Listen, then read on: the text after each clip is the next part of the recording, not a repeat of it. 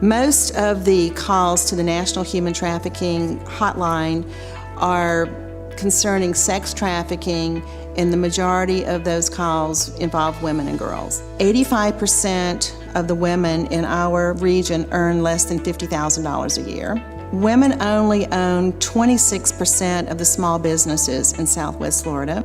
Almost half of the female-headed households in Southwest Florida with children under 5 live in poverty. Southwest Florida is not represented by a woman in the United States Congress, nor has it ever been represented by a woman in the United States Congress. That has to change. Women control over 60% of the wealth in the United States, and women make most of the decisions about charitable giving. So how is it that, as of today, less than 10% of foundation grants go to serve women and girls in our country? So we're saying that it's time for no excuses. It's time for women to stand up and invest in women.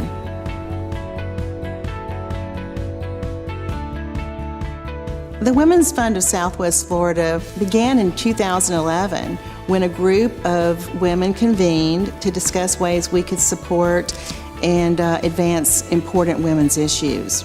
The mission of the Women's Fund of Southwest Florida is to empower women and girls, engage the community, and advance women's perspectives.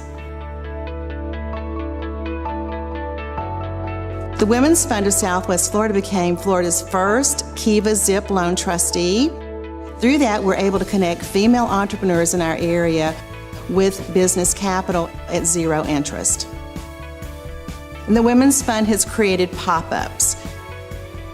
Pop-ups have been created by a dynamic group of young leaders in our area. They are aligned with the mission of the Women's Fund to support other organizations in the area that provide programming to support women and girls. Pop-ups stands for Philanthropy on Purpose, Uniting People Spontaneously.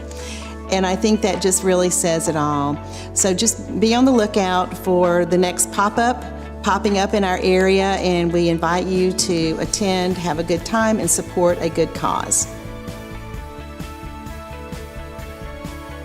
When you look at the reality for women and girls in our region, and then you look at the reality of the power that women have, the power of our purse, that, you know, we can't have excuses anymore. Women need to invest in women.